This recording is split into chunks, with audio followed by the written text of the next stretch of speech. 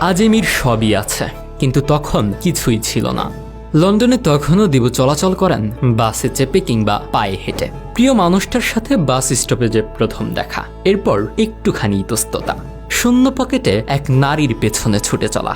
আজ যখন সবকিছু আছে এমিলিয়ানো মার্তিনেজের, তখন তাদের বৈবাহিক সম্পর্কের বয়স পেরিয়েছে 7টি বসন্ত।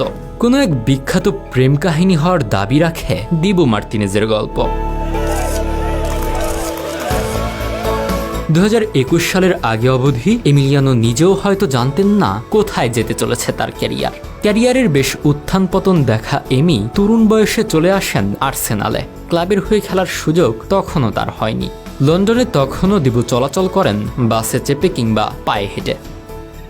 দিবু যেখানটায় থাকতেন তার আশেপাশেই থাকতেন আভা, এখন যিনি মানদিনহা মার্তিনেজ নামে সুপরিচিত। এখন মার্তিনেজের স্ত্রী হিসেবেও লোকজন তাকে চেনে, কিন্তু তখন এমিলিয়ানোর কিছুই ছিল না। বাস স্টপে তাদের প্রায়ই দেখা হতো, কিন্তু সাহস করে আগ বাড়িয়ে কথা বলতে দ্বিধায় থেকেছেন এমি। একদিন অবশ্য সাহস তিনি করেই ফেললেন, প্রস্তাব জানালেন কোথাও একটা ঘুরতে যাওয়ার। তখনও কিন্তু এমি তারকা হয়ে ওঠেননি। জীবনের রূঢ় পথ ধরে নিজেকে প্রমাণের সুযোগ সন্ধান করে যাচ্ছেন, নিজেকে প্রতিনিয়ত তৈরি করে যাচ্ছেন নতুন কোনো চ্যালেঞ্জের জন্য।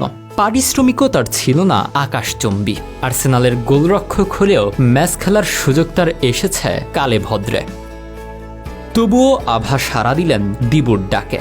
ভালো লাগা রূপান্তরিত হয় প্রেমে, এরপর তা গড়ায় বিয়ে আর সংসারে।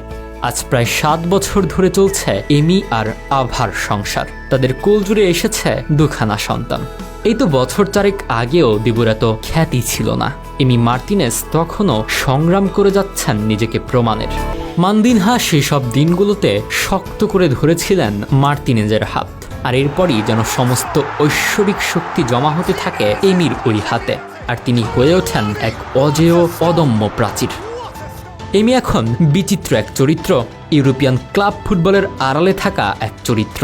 ট্রান্সফার মার্কেটে তাকে নিয়ে নেই কোনো মাতামাতি, নেই কোনো শোরগোল। তবে আর্জেন্টাইন গোলরক্ষক এমিলিয়ানো মার্তিনেজ দেশের জার্সিতেই যেন হয়ে ওঠেন অপ্রতিরোধ্য এক মহাপ্রাচীর, বনে যান প্রতিপক্ষের হতাশার কারণ।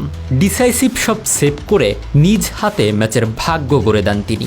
আর্জেন্টাইন স্থানীয় ক্লাব ইন্ডিপেন্ডিয়েন্তে থেকে যাত্রা শুরু, তারপর আর্সেনালের বেঞ্চ, লোনে খেলা অসংখ্য ক্লাব, অতপর অ্যাস্টন ভিলা, এবং সবশেষে 2021 সালে মিলল দেশের জার্সিতে দুনিয়া কাঁপানোর সেই সুবর্ণ সুযোগ।